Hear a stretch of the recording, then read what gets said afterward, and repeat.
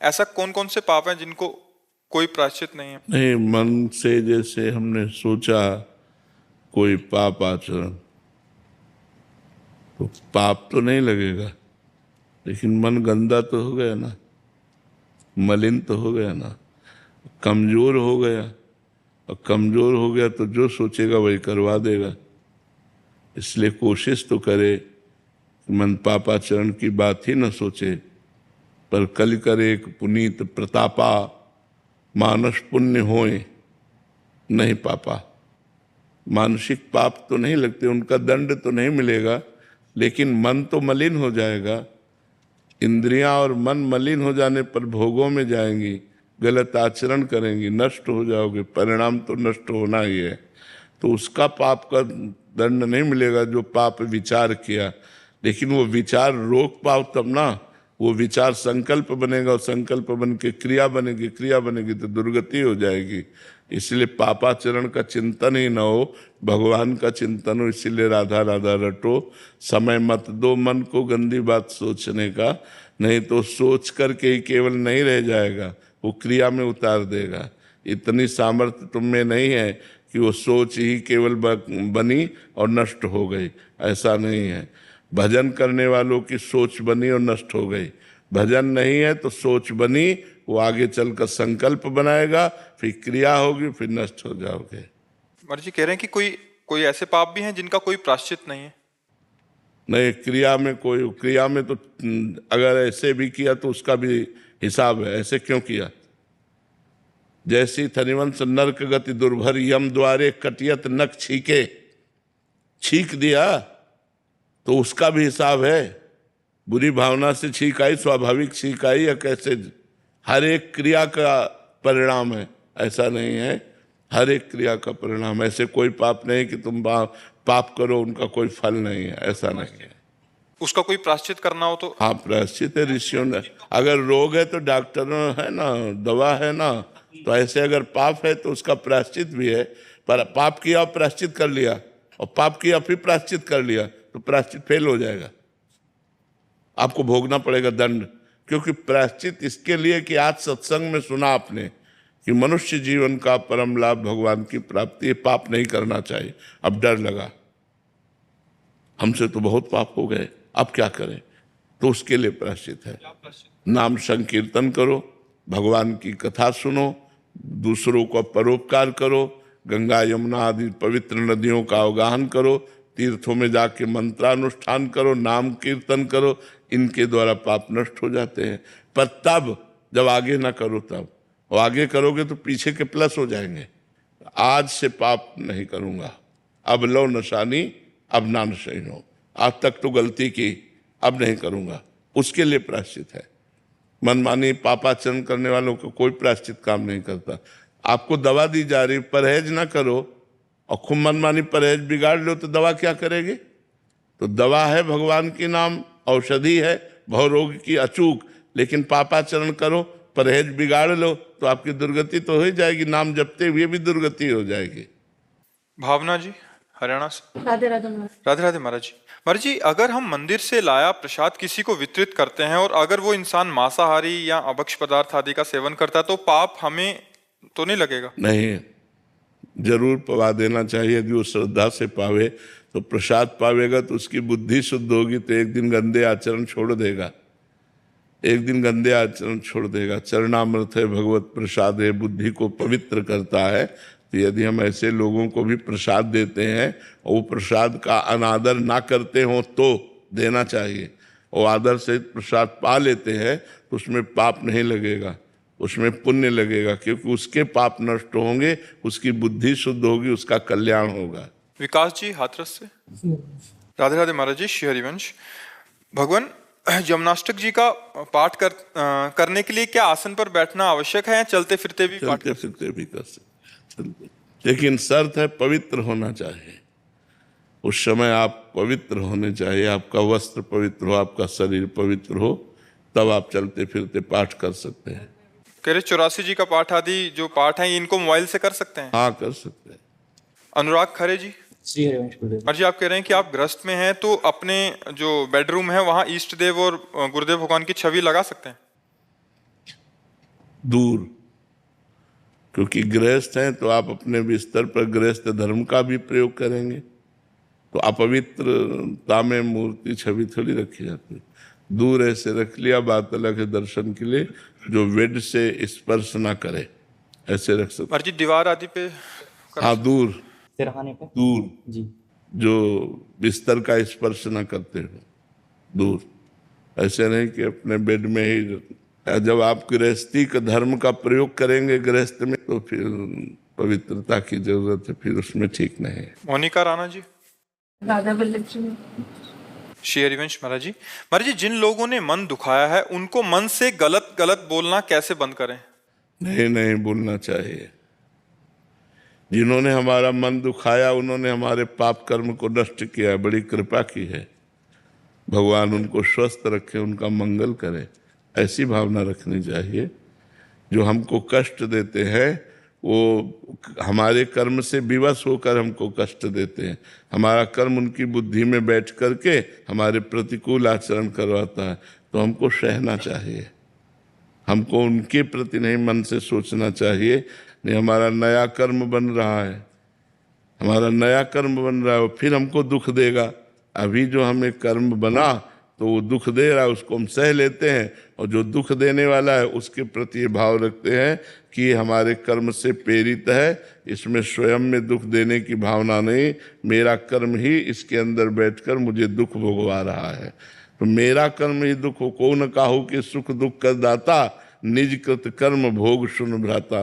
काटने में बहुत समय लग जाता है, तो फिर क्या उसको बार बार यही सूत्र से काटते हैं? हाँ, काटना। क्योंकि हो सकता है महीनों चल जाए वो बात, हो सकता है 5 दिन में निकल जाए, बट निकलेगी इसी बात से। हाँ, इसी से निकलेगी। उसमें भगवत भाव करके प्रणाम करे, बार बार प्रणाम करे, खत्म हो जाएगी। ये अनुभव की बात कहता हूँ।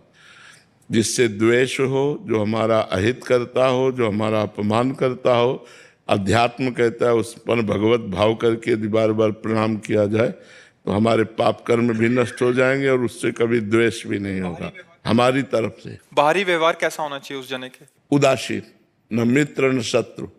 क्योंकि अच्छा व्यवहार भी रखेंगे तो फिर भी दुख देगा। अच्छा व्यवहार करोगे तो भी वो दुख देगा ना, तो ना अच्छा व्यवहार करना ना बुरा, उसे उदासीन कहते हैं। न शत्रु न मित्र, मतलब नहीं, पास से निकल गया, मानसिक प्रणाम किया, उसको जानने भी नहीं दिया और उससे कोई मतलब नहीं रखा। ऐसा अगर वो ये धारणा रख ले कि हम सामने वाले को परेशान करें और फिर कैसे माला जप करेगा, कैसे भजन करेगा, इस उद्देश्य से अगर कोई हमको परेशान करे तो हम क्या, मतलब सामने वाला सोच रहा है कि मैं इसको दुख पहुंचाऊंगा या इसकी वजह से मुझे दुख होगा तो इसके भजन में बाधा होगी, तो इसलिए फिर वो सामने वाला क्या सोचता है उसे क्या लेना देना, अपने को सोचना है, अपने को किसी को दुख नहीं पहुंचाना। अगर कोई माला जप रहा है तो प्रणाम करना चाहिए, भगवान का नाम जप कर रहा है, भगवान इसको और अपने में लगा ले। बहुत कठिन है भगवान का भजन करना, किसी के भजन में विघ्न तो डाले ना, और स्वयं जो भजन कर रहा है उसमें विघ्न जो आए उसे सह जाए। और यही भजन करने की शैली, तभी आगे बढ़ पाता है।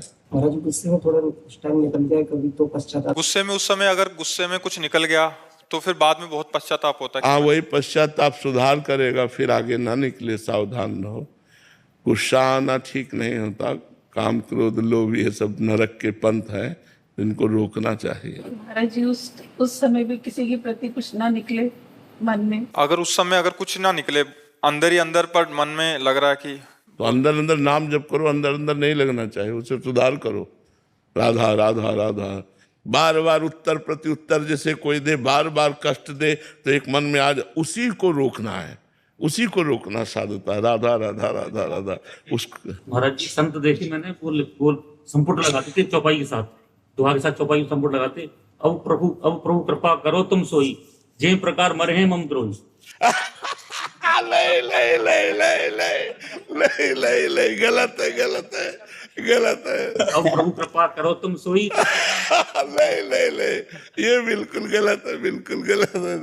गलत है।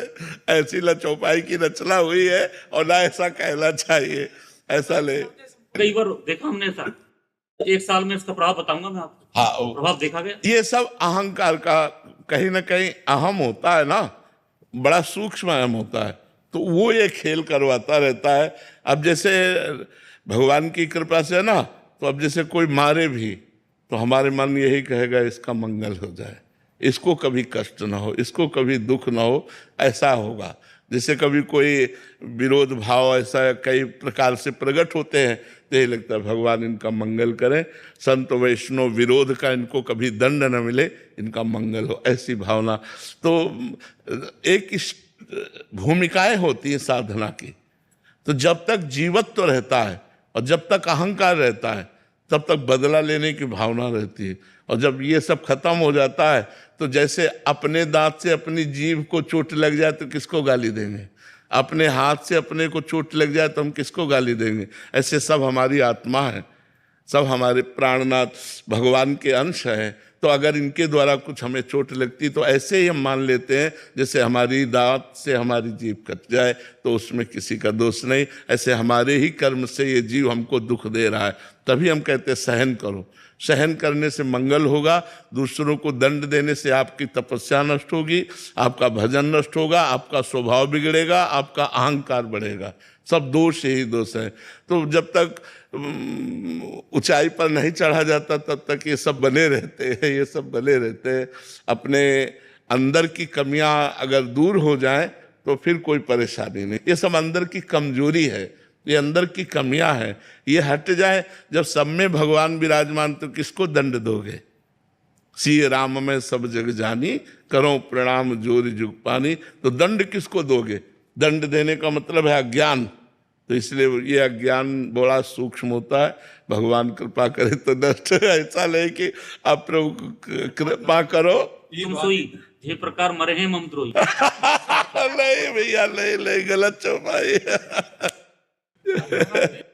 दिलीप भारवानी जी मुंबई से। राधे राधे। राधे राधे महाराज जी। महाराज जी, हमने श्री राम सुखदास जी महाराज जी की वाणी जी में सुना था कि संसार से ममता नहीं करनी, प्रेम कर सकते हैं। कृपया ममता और प्रेम में अंतर समझाने की कृपा। ममता देह को लेकर होती है, प्रेम भगवान को लेकर होता है।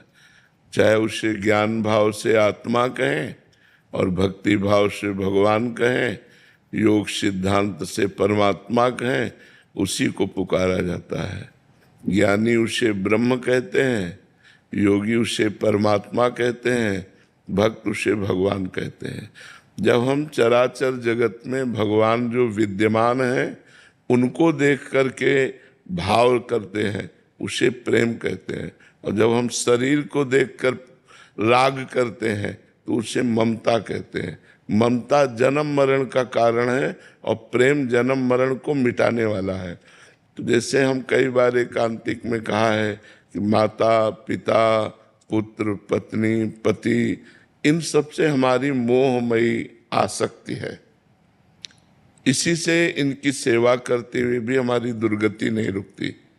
यदि इनमें हम भगवत भाव कर लें कि मेरी माँ के हृदय में प्रभु विराजमान है, पिता के हृदय में प्रभु विराजमान है, पत्नी के हृदय में प्रभु विराजमान है, पति के हृदय में प्रभु विराजमान है, तो वही जो राग है, वही जो मोह है, वही तुम्हारे मोक्ष का कारण बन जाएगा। क्योंकि सब में भगवान है। और आप देखते हैं जब भगवान अंतर ध्यान हो जाते हैं तो आप उस शरीर को फूंक देते हैं, जला देते हैं, गाड़ देते हैं या जल में प्रवाह कर देते हैं। उस शरीर से आप प्यार नहीं करते, अनजाने में भी आप प्रभु से ही प्यार करते हैं। क्योंकि जैसे प्रिय पत्नी, अब उसके शरीर से भगवान अंतर ध्यान, तो शरीर से प्यार किया था तो बनाए रखो शरीर को, तो कोई शरीर को नहीं रखता, शरीर को नष्ट कर देता है। उससे पूछो क्यों, तुमने जिससे प्यार किया वो तुम्हारे सामने है। नहीं, बोले वो तो चला गया, अनजाने में भी वो परमात्मा से ही प्यार करता है। तो संत महापुरुषों के वचन है कि सबसे प्रेम करो, ना कि ममता। ममता भगवान के चरणों में करो। सबकी ममता ताग बटोरी, मम पद मन बांध बर डोरी। भगवान कहते हैं जननी जनक बंधु सुत दारा तन धन सुहृद धाम परिवारा, सबकी ममता ताग बटोरी, मम पद मन ही बांध बर डोरी।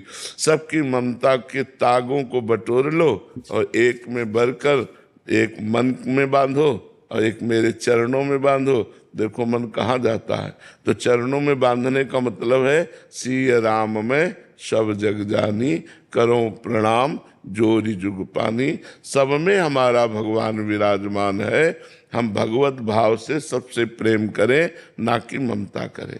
किसका प्रश्न था? तो आप समझ पाए प्रभु? कृष्णा जी मथुरा से। राधे राधे। राधे राधे महाराज जी। महाराज जी, आपने एक बार राधा कुंड वाले बाबा जी का प्रसंग सुनाया था, जिनका 12 वर्ष का प्रारब्ध 24 घंटे में पूर्ण हो गया था। तो महाराज जी, आप तो स्वयं प्रेम मूर्ति हैं, आपके दर्शन मात्र से प्रेम भक्ति स्फुरित होती है, तो प्रभु आपका प्रारब्ध इतने वर्षों से क्यों चल रहा है? तो हमारा प्रारब्ध हमको कष्ट नहीं दे रहा है इस कोटि का कि हम कोई सेवा ना कर पाए। अगर ऐसा होता तो विचार भी किया जाता। हमारी दिनचर्या चल रही, भगवान की कृपा से हमारा जो साधन चल रहा है, तो हमें इससे कोई विक्षेप नहीं है, कोई हमें परेशानी नहीं। जैसे मैं 1 बजे रात के जगता हूँ, वैसे 1 बजे रात के जगता हूँ। जैसे जो दिनचर्या वैसे वो दिनचर्या चल रही। थोड़ी बड़ी जो कष्ट की वृत्तियाँ हैं वो भगवान साक्षी भाव से कटा रहे हैं, इसलिए कोई हमें परेशानी नहीं है। हमें ऐसी कोई परेशानी नहीं है जिसमें भगवान से प्रार्थना करें। उन्होंने जितना कष्ट दिया है उससे ज़्यादा आनंद दिया है, तो आनंद कष्ट को दबाए हुए, इसलिए हमें कोई परेशानी नहीं। शशांक शुक्ला जी। राधे राधे महाराज। राधे राधे महाराज जी। महाराज जी, हमारा मन गलत कार्यों को तुरंत अपना लेता है, जबकि सही कार्य को अपनाने में समय लगता है। कभी कभी तो ये ईश्वर के अस्तित्व पर भी सवाल खड़ा कर देता है। महाराज जी, ऐसे में भगवत प्राप्ति कैसे? हाँ, कठिन है, इसीलिए कठिन है। मन की गति प्रकृति की तरफ है। मना खष्टानि इंद्रियाणि प्रकृति स्थानि कर्षति। जीव भगवान का अंश है और मन और 5 ज्ञानेंद्रियां ये प्रकृति की तरफ आकर्षित हैं, चूंकि ये प्रकृति से ही है। जैसे पानी को कहीं भी डालो नीचे की तरफ ही जाता है, उसे ऊपर उठाने के लिए यंत्र की जरूरत है, मशीन की जरूरत है। ऐसे ही मन की अधोगामी गति है, इंद्रियों के भोगों की तरफ जाना। अगर इसे परमात्मा की तरफ चलाना तो मंत्र की जरूरत है। अगर हम गुरु के द्वारा मंत्र लेकर खूब नाम और मंत्र जप करें तो मन भगवान में लगने लगे। जो भी अच्छी चीजें महाराज जी बिल्कुल उसमें मन नहीं लगता, और हाँ, इसका बुराई हो तुरंत आ जाती है। हाँ, ये मलिन मन का स्वभाव है, ये मलिन मन का स्वभाव है। इसको निर्मल करना होगा। इसीलिए तो साधन धाम मोक्ष कर द्वारा मनुष्य शरीर जो दिया गया है वो साधना के लिए दिया गया है। साधना करके इस मलिन मन को रोका जाए। मन जो है जब निर्मल हो जाता है तो गंदी बातों की तरफ जाता ही नहीं। महाराज जी, आपके आदेशानुसार राधा नाम का जाप भी करते हैं, लेकिन फिर भी महाराज जी मन उस जाप पे ना करके दूसरी तरफ। हाँ, अब आपको ये देखना होगा कि एकांतिक में हमने एक बार कहा था कि जैसे हमारा भजन 50 ग्राम है और हमारा पाप 500 ग्राम है, तो क्या फर्क पड़ेगा? जब हमारा भजन 550 ग्राम हो तब जाके फर्क पड़ेगा। तो हमें रात दिन बिना किसी फल को देखे कि हमारे राधा नाम का कोई फल उत्पन्न हुआ कि नहीं, हमें जपते रहना है। तो जब भजन पाप के ऊपर भारी पड़ जाएगा तो मन प्रभु में लगने लगेगा। अगर प्रभु में ना लगता तो हम लोगों का जीवन बेकार हो जाता ना। संतों से इसी बात को तो परमार्थ की बात को सुना जाता है कि उनका अनुभव पर्सनल क्या है। शास्त्रों में जो लिखा है वो तो है, लेकिन उनका क्या प्रैक्टिकल क्या है उनका।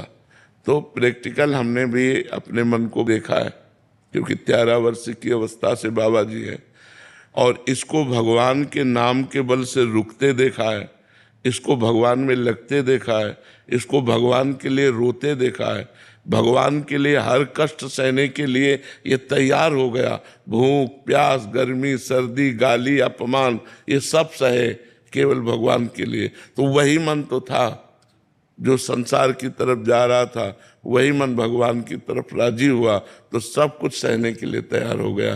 तो हमें ऊबना नहीं है, हमें नाम जप करना है। नाम जप करते हुए हमारा मन नाम में नहीं लगता भूत भविष्य की बातों में लगता है, गंदी बातों में लगता है, इसकी हमें चिंता नहीं करनी। वो नाम जप सब ठीक कर देगा। हमको केवल नाम जप पर ध्यान देना है।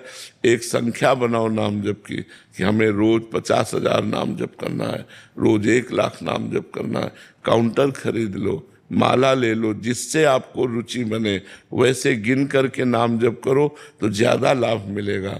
आज इतना जप किया, आज इतना जप किया, और वो सब जप भगवान को समर्पित कर दो। धीरे धीरे मन लगने लगेगा, धीरे धीरे मन आनंदित होने लगेगा। समय लगेगा, बहुत जन्मों का बिगड़ा हुआ ये मन आज नहीं लग जाएगा।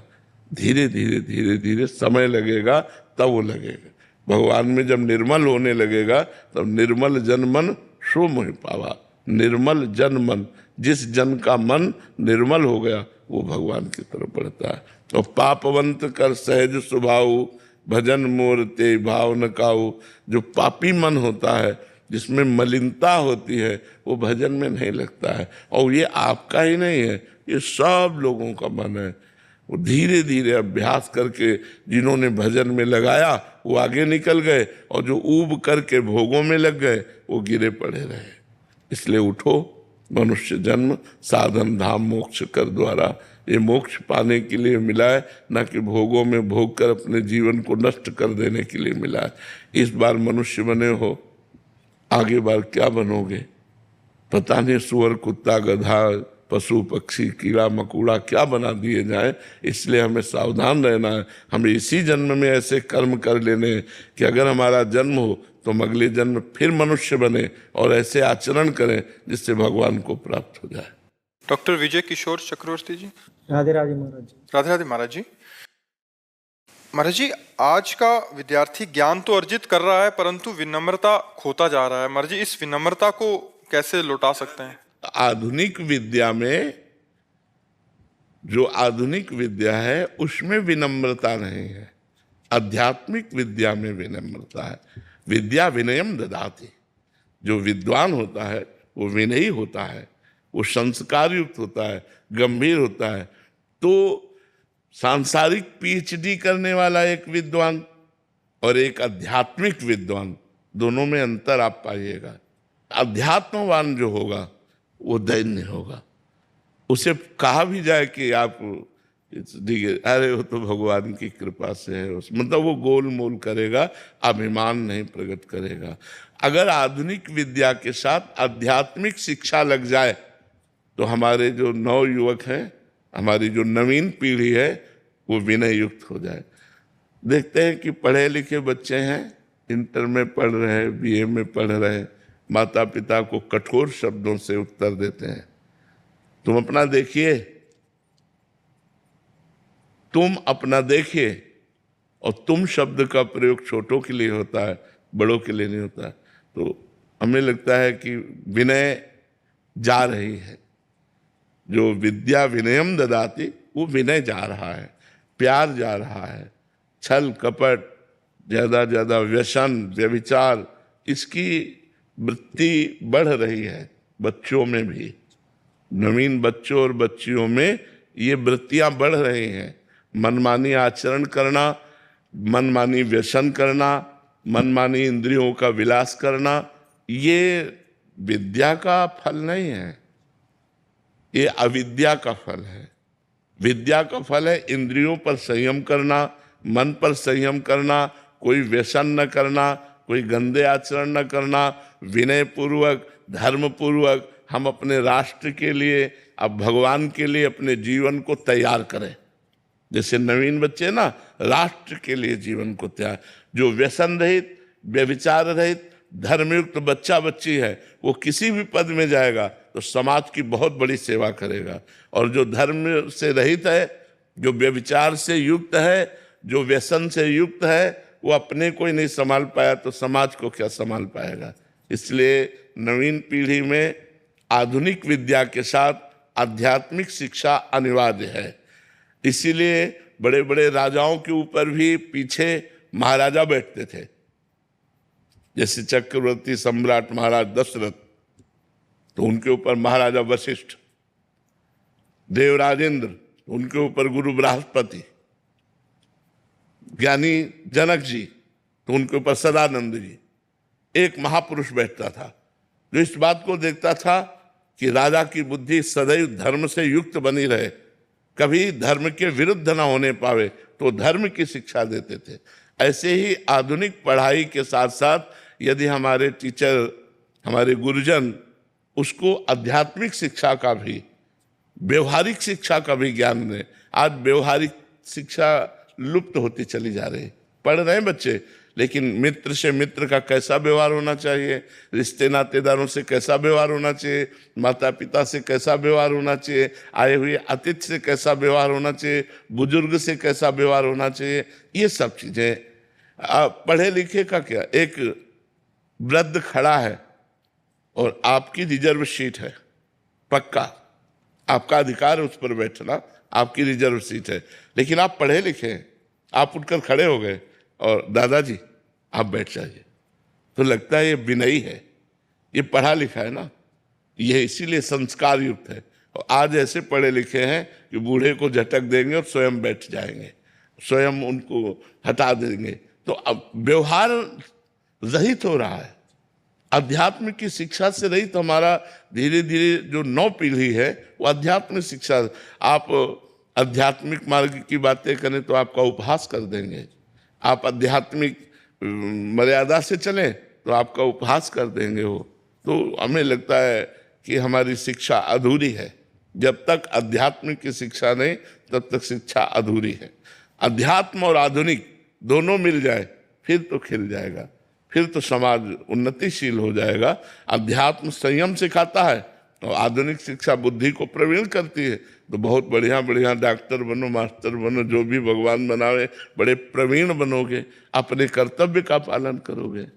जी। शालिनी जी, राधे राधे महाराज जी। महाराज जी, मेरा मन नाम जप में तो लगता है पर कर्मकांड जैसे पूजा, आरती, सेवा आदि में नहीं लगता। तो महाराज जी, ये ना करके अगर मैं मन नाम जप में ही लगाऊं तो उतना ही लाभ मिलेगा? बहुत सुंदर, बहुत उससे ज्यादा लाभ मिलेगा।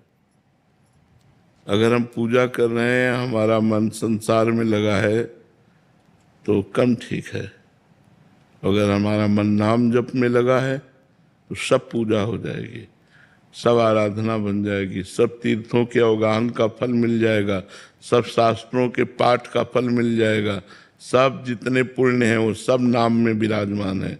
यदि हम निरंतर नाम जप करें और कुछ ना करें तो हमारा परम कल्याण हो जाएगा, भगवान की प्राप्ति हो जाएगी, प्रेम प्रकट हो जाएगा, सब लीला स्फुरित हो जाएगी सब। और हम पूजा पाठ करें, नाम जप ना करें तो पूजा पाठ करते हुए भगवान में मन कम लगता है, संसार में ज़्यादा जाता है। अब देखो, भगवान की पूजा शुरू करो, आरती है, श्रृंगार है, तो संसारिक चिंतन चलता है। तो चिंतन तो संसारिक चल रहा है, पूजा बाय हो रही, वो खास बात नहीं हुई। अगर चिंतन आंतरिक भगवान का चल रहा है और भले आप सांसारिक काम कर रहे हो तो बहुत बड़ी बात है।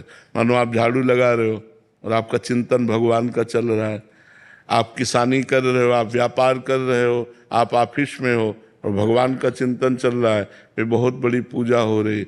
अगरबत्ती धूप बत्ती ये साधारण पूजा है, असाधारण पूजा है भगवान का चिंतन। अनन्यस चिंतयन्तो माम ये जना पर्युपासते, भगवान कह रहे हैं जो जन मेरी उपासना अनन्य चिंतन के द्वारा करते हैं। अनन्य चिंतन क्या है? हम भगवान के नाम का चिंतन कर रहे हैं, भगवान के गुण का चिंतन कर रहे हैं, भगवान के रूप का चिंतन। तो रूप और गुण का चिंतन तो पवित्र हृदय से होता है, हमको नाम का चिंतन करना चाहिए। तो ये तो बहुत बड़ी कृपा है जो आपका मन नाम में लग गया, नहीं तो नाम में मन नहीं लगता और सब जगह लग जाता है। नाम खूब जप करो, सब ठीक हो जाएगा। ऋचा जी, देहरादून से।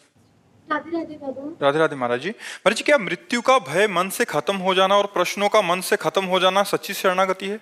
हाँ, बहुत सुंदर बात है, बहुत सुंदर बात है। कोई प्रश्न ना रहे और कोई भय ना रहे, यही शरणागति का सच्चा स्वरूप है। निर्भय, निर्भय हो गया और निसंशय, कोई संशय नहीं रहा।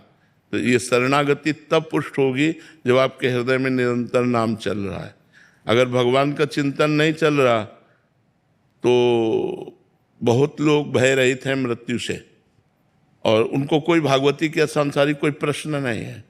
तो प्रश्न ना होना और भय ना होना, ये दो जगह भी हो सकते हैं। एक घोर पापी में भी हो सकते हैं। तो मृत्यु का भय और संशय, ये दोनों बाहरी लक्षण है। आंतरिक लक्षण है भगवत चिंतन। तभी शरणागत पुष्ट माना जाएगा जब उसका भगवान का तैल धारावत अव्यावृत भजनात् तन्मयाहा, भगवान के चिंतन से उसका मृत्यु का भय खत्म हो चुका है। अब कोई प्रश्न नहीं रह गया, चित्त समाधान को प्राप्त हो गया है, हर समय एक आनंद की लहर उठ रही है। ये शरणागति की बात। शरणागति भगवत चिंतन पर है। अनन्य चेता सततम यो माम स्मरति नित्य सहा तस्याहम सुलभा पार्थ नित्य युक्त योगिनः। वो नित्य युक्त योगी जो निरंतर मेरा चिंतन कर रहा है, खास बात चिंतन है, खास बात भजन है।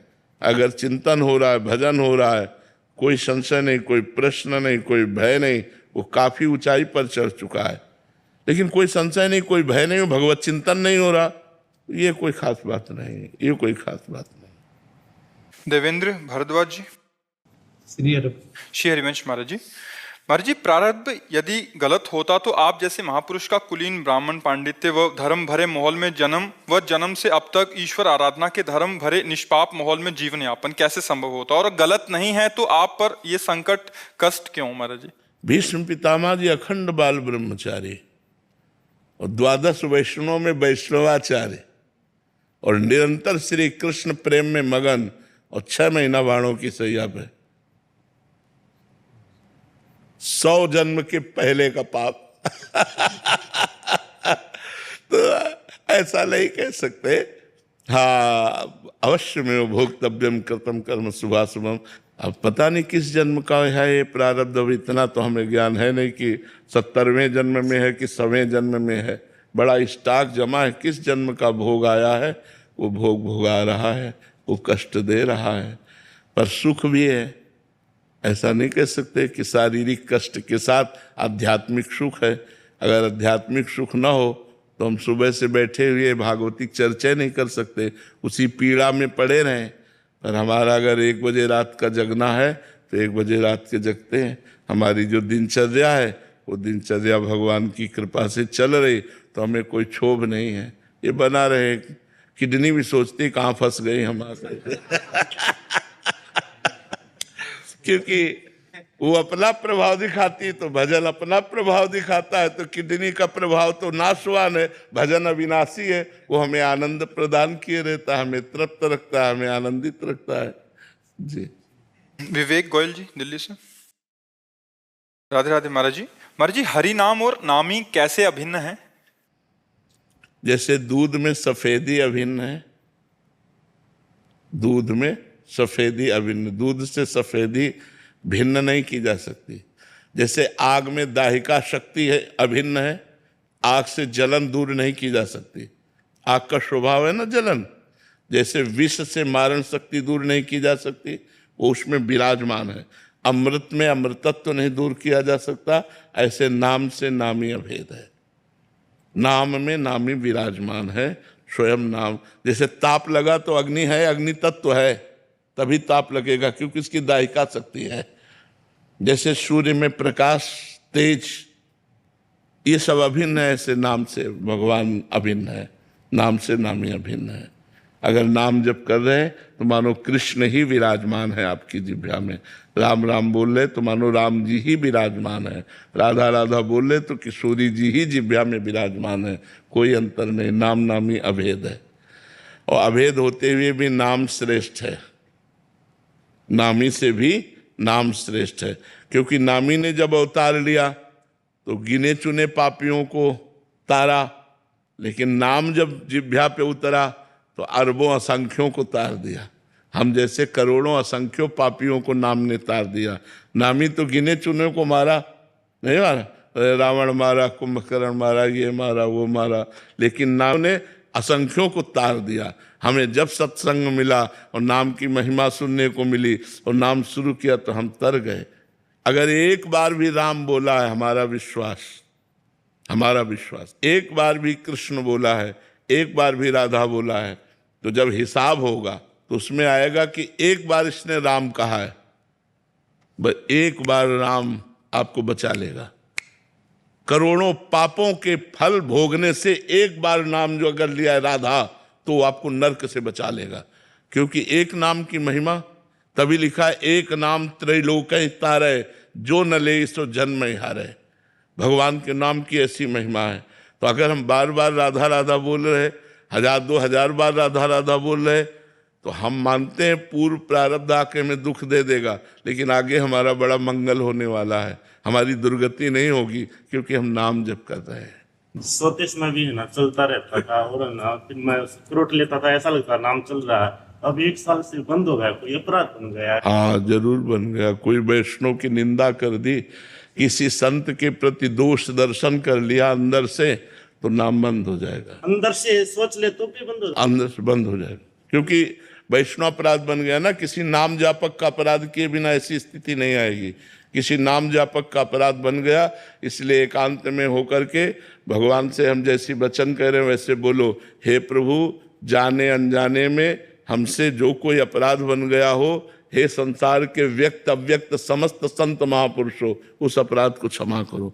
ऐसे बार बार प्रार्थना रोज करो, आपकी प्रार्थना सुनी जाएगी, फिर नाम चलने लगेगा। सना जी पटियाला से। राधे राधे महाराज। राधे राधे महाराज जी। महाराज जी, अर्जुन जी युद्ध से पहले संन्यास लेना चाहते थे, परंतु श्री कृष्ण जी ने उन्हें युद्ध में लड़ने का संदेश दिया। ऐसे ही हमारा जीवन में भी युद्ध करना, मेहनत करना और संघर्ष करते रहना क्यों आवश्यक है महाराज जी? अपने कर्तव्य के लिए हमारा मनुष्य जीवन मिला है। स्वधर्मो निधनो श्रेया, परधर्मो भयावहा। अपना जो धर्म है वो देखने में छोटा हो तो भी वो हमारे कल्याण के लिए है, और दूसरे का बड़ा धर्म दिखाई देता हो तो हमारे लिए ठीक नहीं। अर्जुन ने बड़ा धर्म चुना, अपने निज धर्म का त्याग करके। बड़ा धर्म संन्यास, और निज धर्म उस समय छात्र धर्म के अंतर्गत युद्ध रूपी कर्तव्य है। तो भगवान ने कहा अपने निज धर्म को स्वीकार करो, संन्यास नहीं। समय है, अगर आपका सारा निज धर्म का कार्य पूर्ण हो गया है तो आप संन्यास ले लीजिए, और अगर निज धर्म का कार्य है तो संन्यास से श्रेष्ठ है निज धर्म। स्वधर्मो निधनो श्रेया, परधर्मो भयावहा। स्वधर्म जो इस समय धर्मयुक्त कर्तव्य आया है वो है युद्ध। तो युद्ध का कार्य भगवान ने अर्जुन को करने को कहा, लेकिन कैसे कहा? भगवान ने कहा सर्वदा सर्वकालेषु माम निस्मर युद्ध च, मेरा स्मरण करते हुए युद्ध करो। ऐसे ही आप पढ़ाई है, डॉक्टरी है, मास्टरी है, वकालत है, जिसको जो मिला हुआ है वो भगवान का नाम स्मरण करते हुए पूजा मान करके करो, तो आपको उसी से भगवत प्राप्ति हो जाएगी। अलग से अगरबत्ती जलाने की जरूरत नहीं पड़ेगी। आप विश्वास करो, आप जो कर्म कर रहे हो ईमानदारी से करो, सच्चाई से करो, भगवान के लिए करो, और नाम स्मरण करते हुए करो। देखो आपको भगवत प्राप्ति होती है कि नहीं, जो कर्म कर रहे हो। देखो हम आपको संतों की महिमा बताते हैं।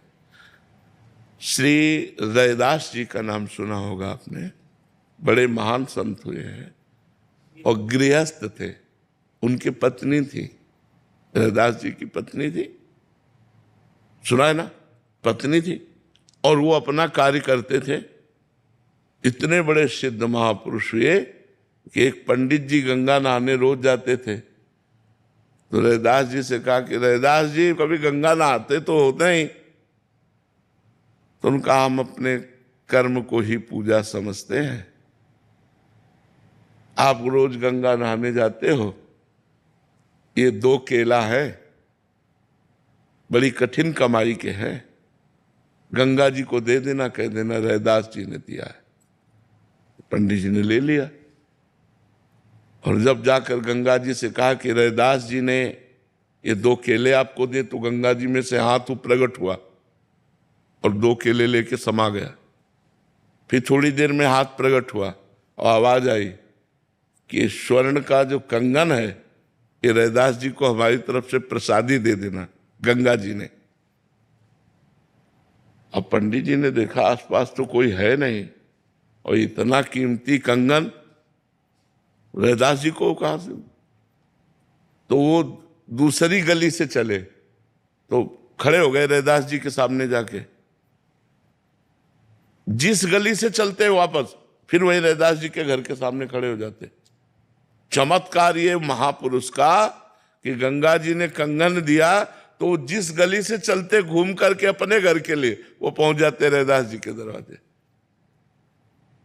आखिरकार रैदास जी के समीप गए और कहा केला दे दिया था। तो उन्होंने ऐसे कठौता में हाथ डाला और कहा हाँ हाँ दे दिया था। कठौता में केला उनको मिले, बोले हाँ दे दिया था।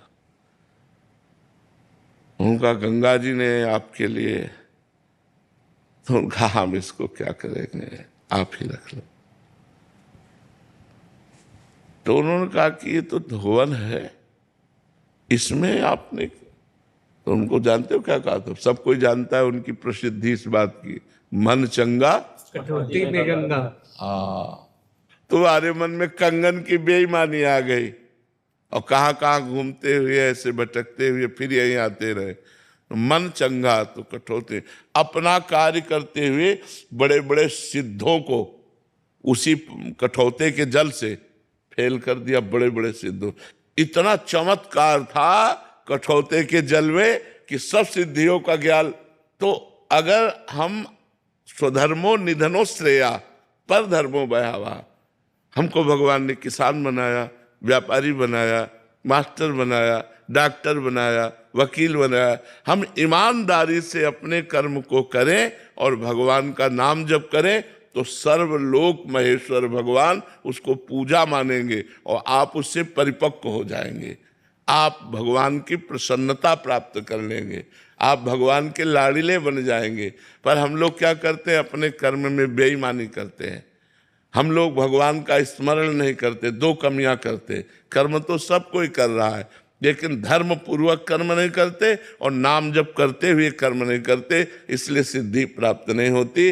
नहीं तो भगवान ने अर्जुन जी को कहा संन्यास लेने की आवश्यकता नहीं, इस समय युद्ध धर्म की आवश्यकता है।